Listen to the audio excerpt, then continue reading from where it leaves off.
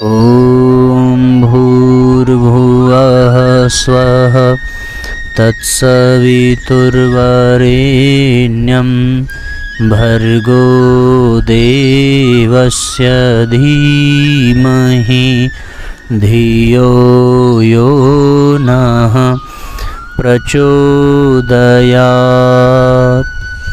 ओम सद्गुरु चरण कमलेभ्यो नमः।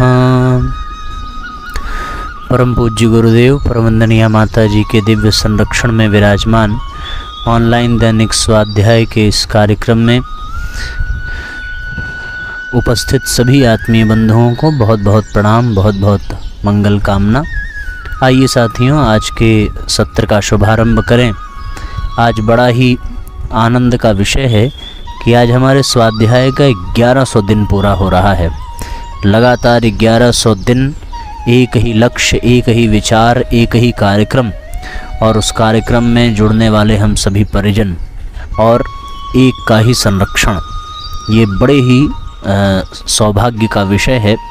कदाचित इससे प्राप्त होने वाले सुख को ही स्वर्गीय, बल्कि स्वर्ग से भी बढ़कर के मानना चाहिए। ऐसा ये अलौकिक आनंद है।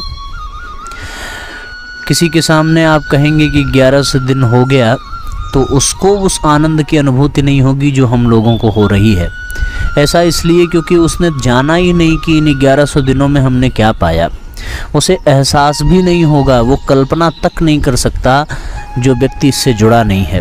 पर हाँ, जो जुड़ा है वो जानता है कि इन 1100 दिनों में हमने क्या पाया है, हमने क्या अनुभव किया है, हमें क्या मिला है, हमने समाज को क्या दिया है, हमने किस तरीके से अपने जीवन को ढाला है, कैसे स्वाध्याय हमारे रोम रोम में रच बस गया है, कैसे गुरुदेव के विचार सुनने के बिना हमें नींद नहीं आती। किसी भी दिन यदि स्वाध्याय पूरा ना हो, हम ना कर सकें, तो मन में एक छटपटाहट, एक तिलमिलाहट रह जाती है। वो छटपटाहट, वो तिलमिलाहट अपने आप में बड़ा दर्द देती है। ये सारी बातें केवल वही समझ सकता है साथियों, जो इस यात्रा में हम लोगों के साथ रहा है। जो इस यात्रा में साथ नहीं रहा, उसे इसका कोई भी आभास नहीं होगा। हम सब अधिक से अधिक लोगों को इससे जोड़ने, इसे सुनाने का प्रयास करें, प्रेरित करें। केवल यही उद्देश्य होना चाहिए। आज का अध्याय है पहला, मानसिक तप के लक्षण। श्रीमद् भगवद गीता के श्रद्धात्रय विभाग योग नामक 17वें अध्याय की 15वीं किस्त।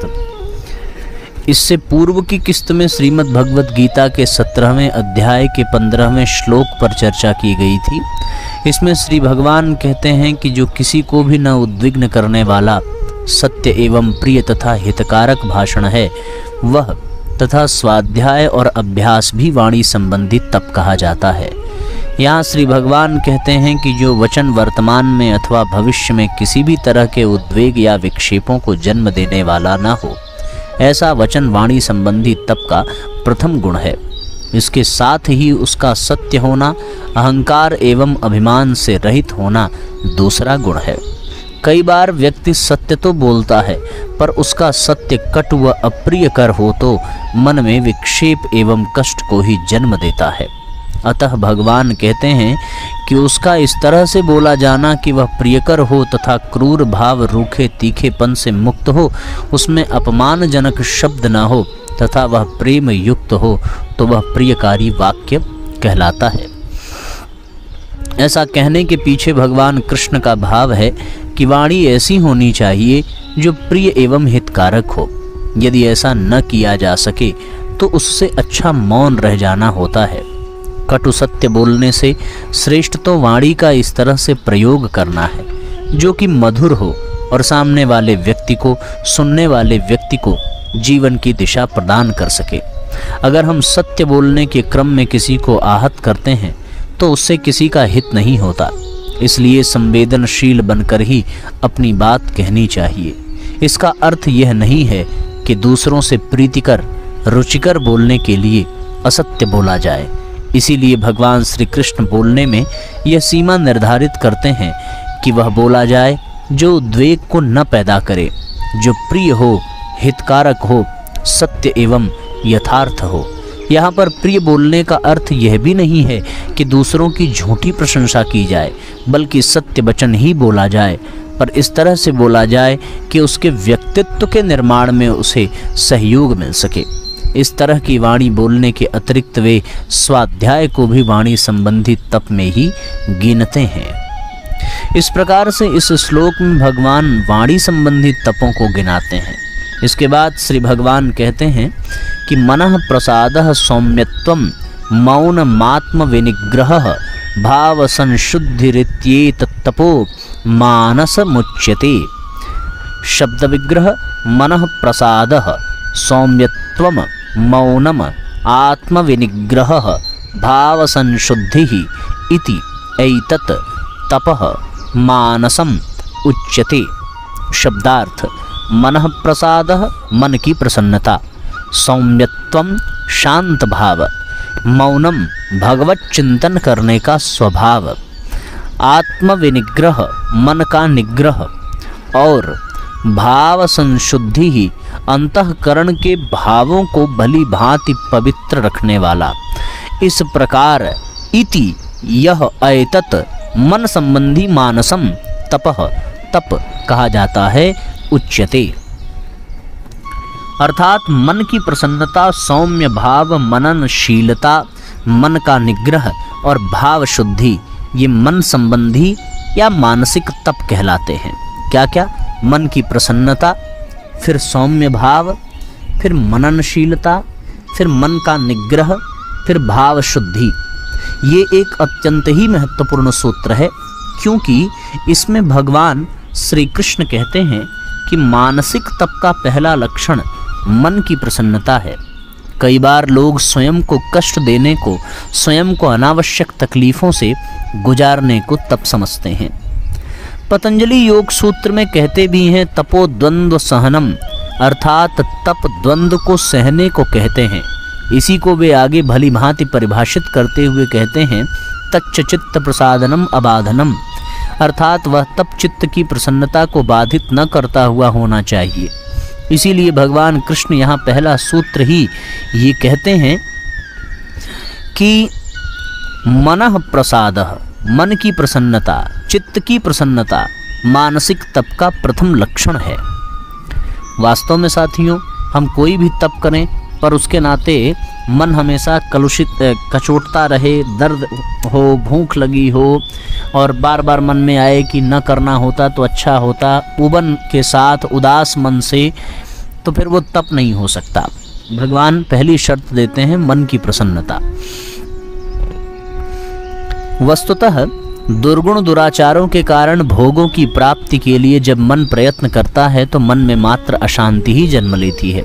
उस समय जब मन उनकी प्राप्ति के लिए मचलता है तब उसे ऐसा प्रतीत अवश्य होता है कि ये भोग उसे शांति प्रदान करेंगे, सुख देंगे, पर वस्तुतः वो अज्ञान व दुख का ही कारण बनते हैं। इन समस्त दुर्भावनाओं से मन को मुक्त रखने पर ही मन को प्रसन्नता प्राप्त हो पाती है। इस संदर्भ में एक पौराणिक आख्यान आता है कि जब कुबेर ने स्वर्ण नगरी लंका का निवास किया तो वे उसे भगवान शिव को भेंट करने गया। भगवान शिव यक्षराज कुबेर से बोले, कुबेर, मैं कैलाश पर समाधि मग्न रहने में ही संतुष्ट हूँ, इस स्वर्ण नगरी का मैं क्या करूँगा। तभी दशानन रावण वहाँ पहुँचे और उन्होंने भगवान शिव से प्रार्थना की कि लंका उसे दे दी जाए। भगवान शिव ने सहर्ष सहमति दी। इस पर कुबेर बोले, भगवान, रावण तो पहले ही 36 महल लेकर बैठा है, उसको एक और की भला क्या आवश्यकता। प्रत्युत्तर में भगवान शिव बोले, इसे रावण को ही दे दो कुबेर, जो 36 महलों में संतुष्ट नहीं हुआ उसे 37वां भी संतोष देकर नहीं जाएगा। जिसके मन में असंतोष, अतृप्ति, अभाव, अनुचित विचार, अनर्गल भावनाएं उद्विग्नता पैदा करते रहते हैं, वो भला तप कैसे कर सकता है। इसीलिए भगवान कृष्ण मन की प्रसन्नता को पहला लक्षण बताते हैं, जो मानसिक तप का परिचायक है। जिस मन में राग एवं द्वेष की हलचलें पैदा न हो, स्वार्थ और अभिमान के थपेड़े जिसके व्यक्तित्व को प्रभावित न कर सकें, एवं जिसका मन दया, क्षमा, संतोष, तृप्ति आदि गुणों से अभिपूरित रहे, तो वह मन सदा प्रसन्नता को अनुभव करता है। मन की यह प्रसन्नता ही मानसिक तप का प्रथम लक्षण है। इसीलिए शास्त्रों में कहा गया है कि हित परिमित भोजी नित्यम एकांत सेवी सकृत उचित हितोक्ति स्वल्प निद्रा विहारः अनुनियम शीलो यो भजत्युक्त काले स लभत इन शीघ्रम साधु चित्त प्रसादनम। अर्थात जो शरीर के लिए हितकारक एवं विचार नियंत्रित भोजन करने वाला है, हितकारक एवं नियंत्रित भोजन करने वाला है, सदा एकांत में रहने के स्वभाव वाला है, किसी के पूछने पर कभी कोई हित की बात बोल देता है, अर्थात बहुत कम बोलता है, कम सोता है, कम घूमता है, इस प्रकार का साधक बहुत शीघ्र चित्त की प्रसन्नता को प्राप्त हो जाता है। इस चित्त की प्रसन्नता को भगवान कृष्ण मानसिक तप का पहला लक्षण घोषित करते हैं। इसके बाद भगवान दूसरा है सौम्यता को या मन के सौम्य भाव को मानसिक तप का दूसरा लक्षण बताते हैं। इस भाव के होने का तात्पर्य मन के हिंसा, क्रूरता, द्वेष, कुटिलता आदि दुर्गुणों से मुक्त होने से है। जिस व्यक्ति के मन में ऐसे दुर्गुण निवास नहीं करते, उसका मन सहज सौम्य भाव को उपलब्ध हो जाता है। निश्चय ही फिर ऐसे व्यक्ति का व्यक्तित्व सहज मौनावस्था को उपलब्ध हो जाता है। इस आंतरिक मौन के भाव को, जिसमें बाह्य जीवन के उद्वेग, परिस्थितियों की अनुकूलता एवं प्रतिकूलता किसी प्रकार के आंतरिक व्यवधान को जन्म नहीं देते, मन का मौन भाव है। इसे भी भगवान मानसिक तप के लक्षणों में से एक मानते हैं। उनके उपरांत वे आत्म विनिग्रह एवं भाव संशुद्धि को भी मानसिक तप का लक्षण मानते हुए कहते हैं कि मन पर संपूर्ण अस्तित्व एवं मानसिक व्युतिक्रमों पर पूर्ण निग्रह आत्मनिग्रह है, एवं जिसके भाव शुद्ध और पवित्र हो गए हों वह भाव शुद्धि है। इन दोनों गुणों का होना भी मन संबंधी तप का लक्षण है। ये सभी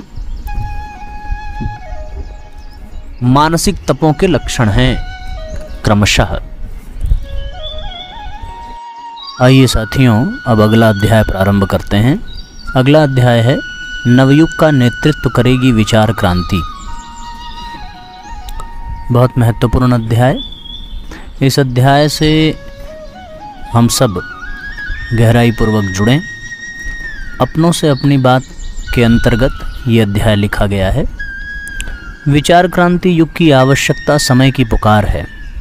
इस क्रांति के पीछे युग परिवर्तन जैसा सार्वभौमिक महान लक्ष्य जुड़ा है।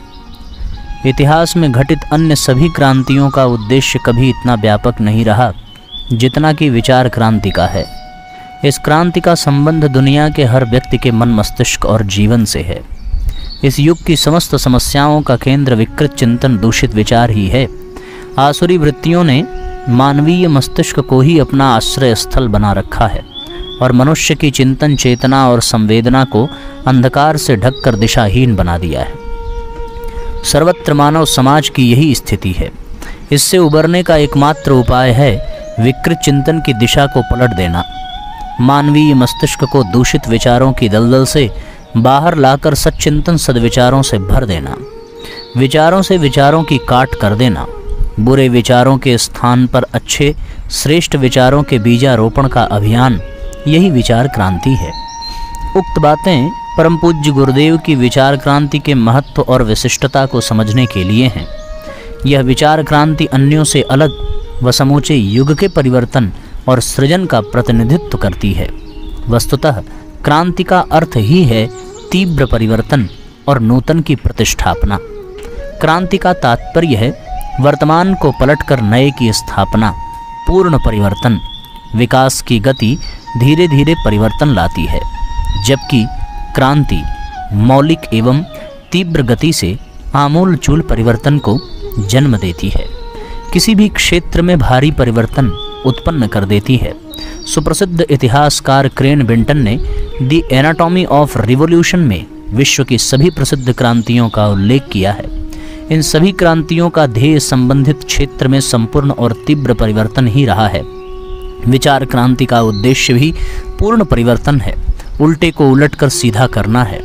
गुरुदेव की विचार क्रांति के अद्वितीय और व्यापक स्वरूप को समझने से पूर्व इस तथ्य को समझ लेना आवश्यक है कि प्रत्येक क्रांति के मूल में कोई न कोई विचारधारा ही कार्य करती है। मानवीय मस्तिष्क के भीतर ही सभी क्रांतियों के प्रथम स्वर गूंजे हैं। सोच, चिंतन, विचार से ही क्रांति का बीज अंकुरित होता है। सामाजिक, राजनीतिक, आर्थिक, सांस्कृतिक, धार्मिक, वैज्ञानिक आदि जितनी भी क्रांतियां घटित हुई हैं, इन सब के मूल में एक विचारधारा अवश्य रही है। इस तथ्य के साथ जुड़ी हुई एक बात यह भी है कि जो परिवार जिस धरातल से उत्पन्न होता है, उसका प्रभाव भी उसी के अनुरूप कम या ज़्यादा दिखाई देता है। किसी भी क्रांति की सफलता, असफलता अथवा व्यापकता का आधार वह धरातल ही होता है जिससे उस क्रांति के विचार ने जन्म लिया होता है। किस विचार का धरातल काल्पनिक है, किसी का बौद्धिक तो किसी का अनुभूतिजन्य, और कुछ तो मानवीय चेतना के अलौकिक क्षेत्र से प्रस्फुटित हुए होते हैं। विचारों के स्रोतों के आधार पर ही क्रांतियों का स्वरूप एवं प्रभाव निर्धारित होता है। जैसे काल्पनिक और बौद्धिक विचारों से उत्पन्न क्रांतियों ने ज्ञान विज्ञान के क्षेत्र में भारी परिवर्तन को जन्म दिया है, वैज्ञानिक युग के सृजन में बौद्धिक एवं औद्योगिक क्रांति की ही मुख्य भूमिका रही है, परंतु यह मनुष्य जीवन के सर्वांगपूर्ण पक्षों को स्वयं में समाहित नहीं कर पाती। मनुष्य की धार्मिक, नैतिक और सांस्कृतिक आस्थाओं एवं विश्वास का ऐसी क्रांतियों में कोई विशेष स्थान नहीं है। ऐसे ही अनेक क्रांतियों की एकांगिकता एवं उनके सीमित स्वरूप व प्रभाव को उनको उत्पन्न करने वाले विचारों के धरातल के मापदंडों से परखा जा सकता है। विचार क्रांति न तो काल्पनिक विचार है और न बौद्धिक या दार्शनिक, अपितु यह पूर्ण रूपेण आध्यात्मिक है। आत्मा के तल से प्रस्फुटित विचार मंत्र की भांति देश काल की सीमा से परे सार्वभौमिक एवं सर्वांगपूर्ण होता है। वैदिक औपनिषदिक विचार इसी आध्यात्मिक धरातल से उत्पन्न विचार है। परम पूज्य गुरुदेव ने भी युग ऋषि के रूप में अपनी विचार क्रांति का धरातल अध्यात्म जगत को बनाया है। उन्होंने अपना परिचय इसी रूप में प्रस्तुत किया है कि उनका व्यक्तित्व उनके विचारों में सन्निहित है। उनके विचार उच्च स्तरीय आध्यात्मिक संवेदना के स्तर पर बीज मंत्र की भांति प्रकट हुए हैं। अतः उनकी इस विचार क्रांति के विचारों की तुलना अन्य किसी क्रांति को जन्म देने वाले विचारों से नहीं हो सकती। भारत भूमि पर किसी भी युग में अध्यात्म प्रसूत विचारों की कमी नहीं रही है। इतिहास के हर कालखंड पर आध्यात्मिक चेतना के धरातल से उत्पन्न विचारों का प्रकाश बिखरा पड़ा है। तथापि पूज्य गुरुदेव के विचारों की मौलिकता सिर्फ आध्यात्मिक धरातल से प्रकट होना मात्र नहीं है, बल्कि उन विचारों में अन्य सभी निम्न धरातल से उत्पन्न विचारों का भी सार्थक समन्वय है।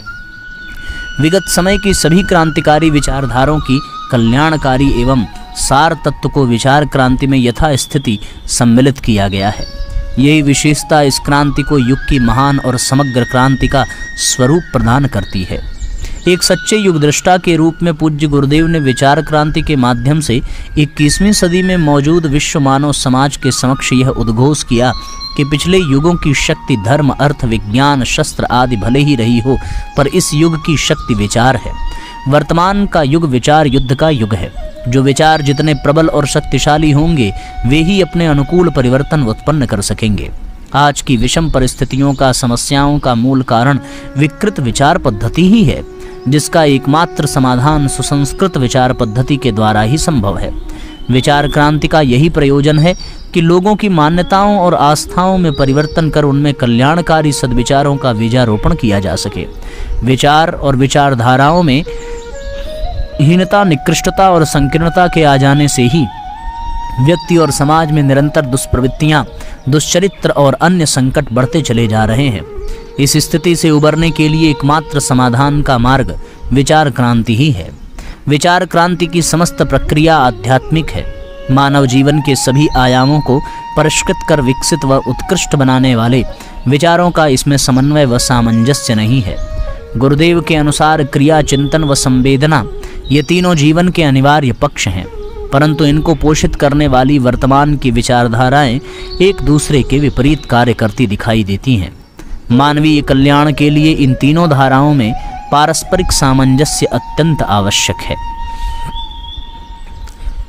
विचार क्रांति की समस्त प्रक्रिया आध्यात्मिकता के अनुसार है और क्रिया शक्ति, विचार शक्ति, भाव शक्ति, इन तीनों में एक विपरीतता जो दिखाई पड़ती है उन धाराओं में सामंजस्य बिठाना ही विचार क्रांति योजना का उद्देश्य है। विज्ञान, दर्शन व धर्म की विचारणाएं क्रमशः जीवन के उक्त तीनों पक्षों का स्वतंत्र रूप से प्रतिनिधित्व करती हैं और कई बार एक दूसरे के विरुद्ध खड़ी दिखाई देती हैं। इस विरोधाभास ने ही बहुत सारी समस्याएं और संकट खड़े किए हुए हैं। विचार क्रांति में इन सभी विचारों का यथास्थान महत्व है। यहाँ विशेष उल्लेख किसी का नहीं किया गया है, क्योंकि सभी का मनुष्य जीवन के किसी न किसी पहलू से गहरा संबंध है। विचार क्रांति का विरोध केवल उन विचारों एवं मान्यताओं से है जो मानव कल्याण के मार्ग में अवरोधक हैं। यही विचार क्रांति का मूल आधार है साथियों। यहाँ केवल उन विचारों का विरोध है, न किसी व्यक्ति का विरोध है, न किसी शक्ति का विरोध है, बल्कि विचारों का विरोध पूज्य गुरुदेव करते हैं, जो विचार मानवता के लिए, कल्याण के लिए बहुत बड़ा अवरोधक का काम करते हैं। ऐसे समस्त विचारों का विरोध करना ही विचार क्रांति अभियान है। विज्ञान हो, दर्शन हो और धर्म की समस्त विचारणाएं जीवन की क्रिया शक्ति, विचार शक्ति और भाव शक्ति में स्वतंत्र रूप से छाई हुई रहती हैं और वो कई बार एक दूसरे के विरोध में भी खड़ी हो जाती हैं। तब जीवन में समस्याएं आ जाती हैं, संकट आ जाते हैं। मानवीय सभ्यता, संस्कृति, सामाजिक व राजनीतिक विकास के संदर्भ में प्राचीन काल से ही लेकर अब तक अनेकों विचारधाराएं प्रचलित रही हैं। सभी ने अपने समय में अलग अलग दृष्टिकोण से क्रांति उत्पन्न कर मनुष्य जीवन के विकास एवं कल्याण को समझने की चेष्टा भी की है। भारत भूमि का तात्विक एवं आध्यात्मिक ज्ञान, काव्य एवं साहित्य सृजन की धाराएं, कला, सौंदर्य आदि सांस्कृतिक पहलुओं के मूल्य तथा इन सभी क्षेत्रों से विकसित ज्ञान विज्ञान का स्वरूप हमारे समक्ष मौजूद है।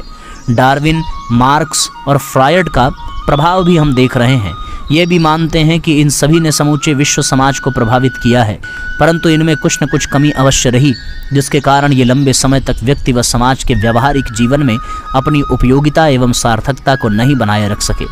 इन सभी विचारधाराओं, सिद्धांतों की शक्ति मिलकर भी वर्तमान युग की जटिलताओं, संघर्षों, प्रतिकूलताओं, समस्याओं का समाधान करने में निरर्थक साबित हो रही है। ऐसे में एक समग्र, समन्वयकारी एवं सर्वांगपूर्ण विचारधारा ही इस युग का नेतृत्व कर सकती है और वो विचारधारा विचार क्रांति के रूप में गुरुदेव ने समूचे विश्व में समाज को उपहार में दी है। विचार क्रांति के कलेवर में पूज्य गुरुदेव की अंतरात्मा के स्वर गुंजायमान है।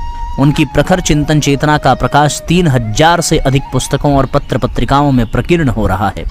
उनकी सृजनशीलता ने विश्व के महानतम विराट संगठन गायत्री परिवार को बना करके खड़ा कर दिया। सच्चिंतन, सत्कर्म और सत्प्रवृत्तियों को धारण कर समाज में चहुओर विचार क्रांति के बीजों को फैलाते लाखों करोड़ों लोग स्वयं ही इस महाक्रांति का प्रत्यक्ष परिचय दे देते हैं।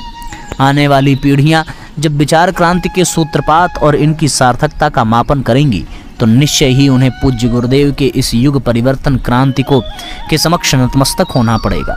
हम आपको भी वर्तमान में इसकी महत्ता और प्रकाश को फैलाने वाली गतिविधि में तीव्रता उत्पन्न कर देने की आवश्यकता है। ये स्मरण रहे कि विचार क्रांति का मूल केंद्र पूज्य गुरुदेव की आत्मा है। इस अभियान की मूल शक्ति अध्यात्म है और विस्तार के केंद्र सभी आत्मीय परिजनों के माध्यम से ही विचार क्रांति के जीवन सूत्र समस्त विश्व के प्रत्येक मन मस्तिष्क तक पहुंच सकेंगे और तभी इस युग क्रांति का लक्ष्य भी पूरा होगा।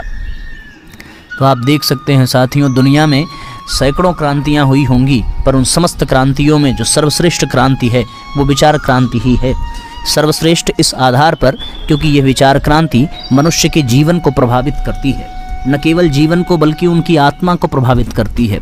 अन्य क्रांतियां मनुष्य के कुछ पहलुओं पर ही प्रकाश डाल पाईं, कुछ पहलुओं पर ही काम कर पाईं और इसी कारण उनका केवल कुछ कालखंडों तक ही प्रभाव रहा।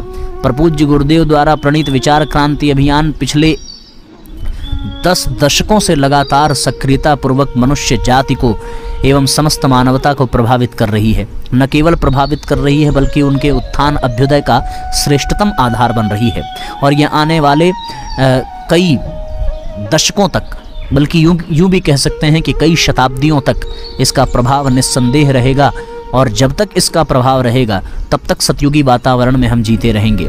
इसके प्रभाव के हटते ही पुनः दुर्दिन शुभारंभ होने में कोई संदेह नहीं रह जाता है।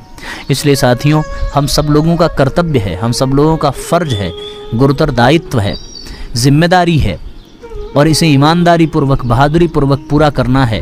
और वो क्या है ये विचार क्रांति अभियान के अंतर्गत पूज्य गुरुदेव के वे विचार जो 3200 से भी अधिक पुस्तकों में समाहित हुए हैं, उन समस्त विचारों को दूर दूर तक पहुंचाना, घर घर तक पहुंचाना, कभी स्वाध्याय के माध्यम से, कभी सत्संग के माध्यम से, कभी चिंतन मनन के माध्यम से, कभी अनेकानेक प्रकल्पों के माध्यम से। हमारे जो द्वारा किए गए कार्य हैं वो कार्य भी विचार क्रांति के प्रमाण मात्र हैं, उनका स्रोत भी विचार क्रांति है और ये समस्त विचार क्रांति की आत्मा पूज्य गुरुदेव हैं और इसकी शक्ति अध्यात्म है और इसको फैलाने वाले हम और आप सभी आत्मीय परिजन हैं। इस तरीके से आज का ये अध्याय बहुत ही महत्वपूर्ण, बहुत ही सारगर्भित रहा। हम सब लोगों को आवश्यकता है साथियों इस अध्याय को अधिक से अधिक शेयर करने की। अपनों से अपनी बात के अंतर्गत अखंड ज्योति में छपा ये अध्याय हम सब के लिए बहुत कल्याणकारी है। यतोभ्युदयनि ही श्रेयस सिद्धि सधर्मः, जिससे जीवन में अभ्युदय प्राप्त हो और जो श्रेय पथ पर ले चले वही धर्म है। आइए गायत्री मंत्र पढ़ें, आज के सत्र को विराम दें और कल से हम लोग नई पत्रिका का शुभारंभ करेंगे। ओम भूर्भुवः स्वः तत्सवितुर्वरेण्यं भर्गो देवस्य धीमहि धियो यो नः प्रचोदयात्। सभी आत्मीय बंधुओं को बहुत बहुत प्रणाम, सबको नमस्कार, सबको धन्यवाद, शुभ रात्रि।